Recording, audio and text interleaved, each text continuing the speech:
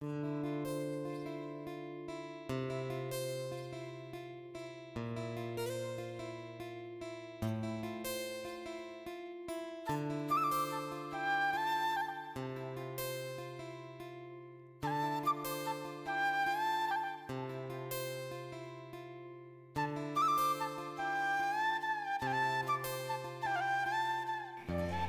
বন্ধুরা, শুভ সকাল। তোমরা সবাই কেমন আছো? আশা করছি সবাই খুব ভালো আছো।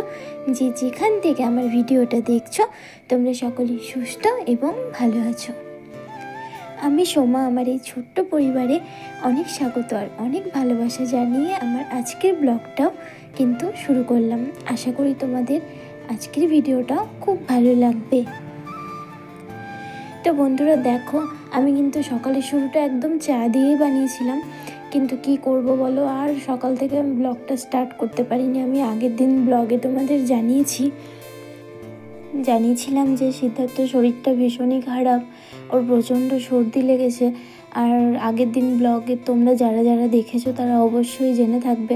তো সেই কারণে দেখো, আমি ব্লগটা সকাল থেকে স্টার্ট করব ভেবে চা বানানো থেকেই শুরু করেছিলাম, কিন্তু আর পারলাম না। তো প্রায় তাড়াতাড়ি করে কাজকর্ম সব সেরে নিয়েছিলাম অফ ক্যামেরাতে।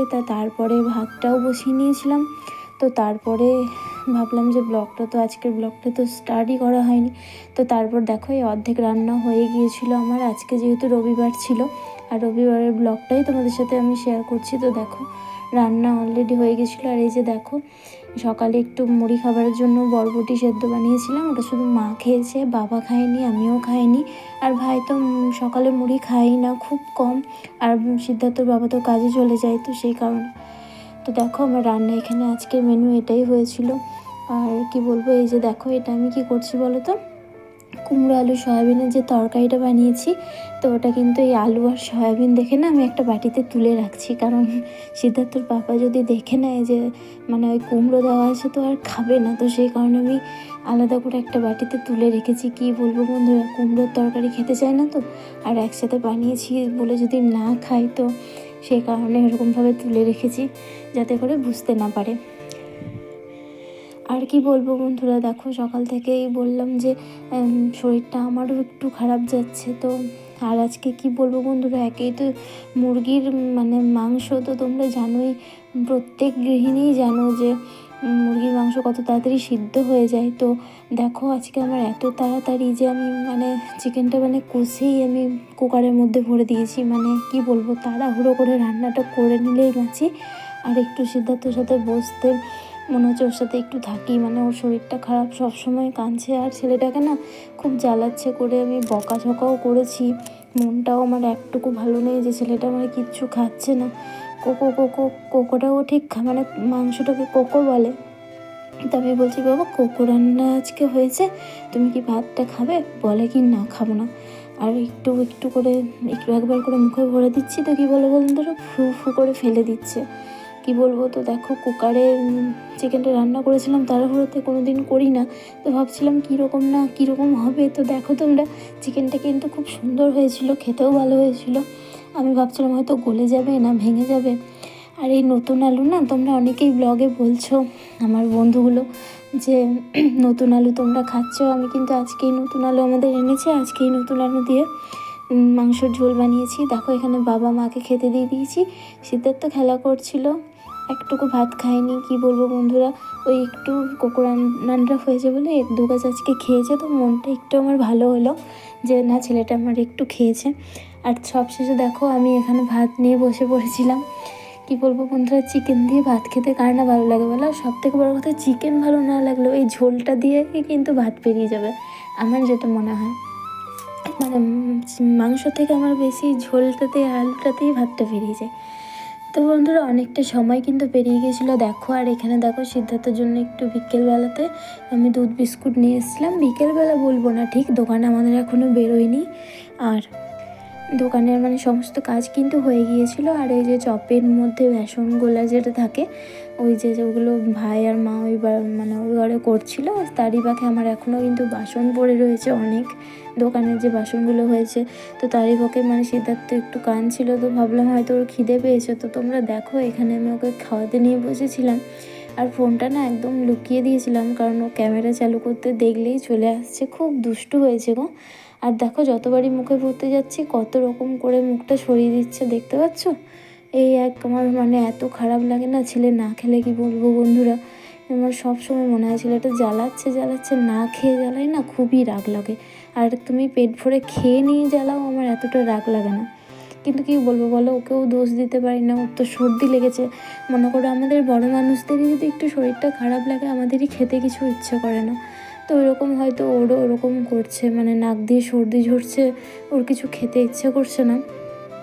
তো ওই সকাল থেকে না এক প্যাকেট ঝাল কুড়কুড়ে আনা করেছিল, মানে ও নিজেই দোকান গিয়ে নিয়ে এসেছিল, তো ওটাই কিন্তু খেয়েছিল।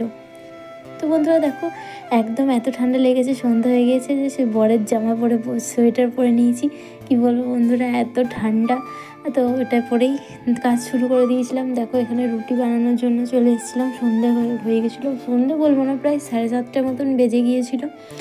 আর কি বলবো বন্ধুরা, শীতের সময় কি পরছি সেটা বড় কথা নয়, পরে নিয়েছি এটাই বড় কথা, কি বলো? তো ঘরেই তো থাকি, ঘর থেকে তো বেরোই না, ঘরে তো আর কেউ দেখতে আসছে না যে আমি কি পরে আছি। তাও তোমাদের সাথে আমি শেয়ার করলাম, এই সব কিছুই শেয়ার করছি, এটা কেন বাদ থাকে? তো দেখো ঠান্ডার সময় কিন্তু এভাবেই নিজেকে বাঁচাতে হবে, কি বলো? আর তাছাড়া সবথেকে বড় কথা হচ্ছে আমার সোয়েটারে একটা ছিঁড়ে গিয়েছে, যেটা আমি বরে পরে থাকি, ওটা আর সেলাই করা হয়নি। আর একটা সোয়েটার যেটা পরে ওটা কিন্তু কেচে দিয়েছিলাম, তো একটু বেলা করে কেচেছিলাম বলে হয়তো আজকে শুকায়নি, ওই হাতটা শুকায়নি আর ওই ঘাড়ের মানে গলার কাছটা একটু শুকায়নি, তো ওটা তো আর পরলে হবে না। আর এই সিদ্ধার্থটা আমার ঠান্ডা লেগে গেলে সিদ্ধার্থর আরও বেশি করেই ঠান্ডা লেগে যাবে, একে তো লেগে গিয়েছেই, কী বলবো বন্ধুরা। তো তার জন্য আর ওটা পরলাম না, ভাবলাম আজকে সিদ্ধার্থর পাপারে একটা সোয়েটার পরে নিই। এই সোয়েটারটা আমি আগেও 2-1 পরেছি অবশ্য, তো আজকেও পরে নিয়েছিলাম। আর এই যে দেখো রাত্রে কিন্তু এই যে রুটি বানিয়ে নিচ্ছিলাম। আর দুপুরবেলা তোমরা সকালে ব্লগে দেখেছো যে একটু আজকে চিকেন রান্না করেছিলাম, তো আর তরকারি কিছু বানাবো না, ওই চিকেনটা দিয়ে রুটি খেয়ে নেবে ভাই বাবা। সিদ্ধার্থর বাবা তো রুটি খায় না, তোমাদের আগেও বলেছি, ওকে একটু মুড়ি দিয়ে দিলে ওর শান্তি, মানে রাত্রেবেলায়। আর রাত্রেবেলা ভাত তো কেউ ছুঁয়েও দেখে না আমাদের, কিন্তু খুব মানে কম যে ভাতটা খাওয়া হয়। এই যদি আমি বলবো, আমার তো আগে ভাত খাওয়া এত অভ্যাস ছিল, কিন্তু কি বলবো এই মানে এখানে আসার পর থেকে আমার আর ভাত খাওয়ার অভ্যাসটা একদম চলে গিয়েছে। ওই একবেলায় ভাত খাই সকালবেলা, আর একদম সকালে যদি মুড়ি টিফিন করি তো করি, আর না হলে একদম ভাত খাই বন্ধুরা। কি বলবো, তাতেও এতটা হেলদি হয়ে যাচ্ছি, আর কি বলবো, কীভাবে যে হেলদি কমাবো আমি খুঁজে পাচ্ছি না, তোমাদেরকেও জানা থাকলে কিছু বলো। তো দেখো দোকানে কাজে লেগে পড়েছিলাম আবারও রাত্রেবেলা, এটা আমাদের প্রতিদিনকার রুটিন যে ফুচকা বেলি খাবার টাবার বানিয়ে কোনো দিন বেলে টেলে বানাই, আর কোনো দিন বানিয়ে টানিয়ে বেলি। তো দেখো এই ফুচকা বেলতে বেলতে কিন্তু আমি প্রতিটা বন্ধুর ভিডিও দেখি, তো এই যে বেলছি 2 হাতে, মনে করো তো কমেন্টটা তো অত বড় করে করা যায় না বলো। এই হয়তো বললাম যে বন্ধু তোমার ভিডিও দেখা শুরু করলাম বা কিছু, এই যে দেখো এই যেমন বেলছি, ওখানে ফোনটা নামিয়ে রেখে কিন্তু তোমাদের আমি ভিডিওগুলো দেখতে পারবো, বা যেমন করে আমি এখন ভিডিওটা বানাচ্ছি তেমন করেও দেখতে পারবো। কিন্তু কি বলো তো, কমেন্টটাও তো বড় করে করা যায় না। তো কোনো বন্ধু হয়তো আমাকে ভুল বোঝে বা বোঝে না, তোমরা আমার মানে পুরো ভিডিও দেখছো না বন্ধুরা। কি বলবো, আমার ওয়াচ টাইমটা একদম একই রয়ে গেছে, কিছুতেই বাড়ছে না, কেন জানি না এরকম করছো তোমরা, কিন্তু প্লিজ এরকম করো না। আমি কিন্তু তোমাদের সববার ভিডিও দেখি, তোমাদেরও উচিত আমার ভিডিওটাও দেখা। তো দেখো রাত্রে অনেক হয়ে গেছিলো, আর এই যে দেখো একটু ভাত রয়ে গেছিলো আজকে, যেহেতু চিকেন রান্না ছিল, তো আমি ভাবলাম ভাতটা একটু গরম করে আজকের মতো খেয়ে নিই। তো দেখো এখানে কুমড়ো আলুর তরকারিটা একটু মতো রয়ে গিয়েছিলো, আর রয়ে গিয়েছিলো একটু ডালটা নেবো না রাত্রেবেলা, আর এই কুমড়োর তরকারিটা নেবো, আর এই চিকেনটা রয়েছে। তো দেখো বন্ধুরা আজকের মতো ভিডিওটা এই পর্যন্তই, আবার দেখো নতুন ভিডিওর সঙ্গে, টাটা।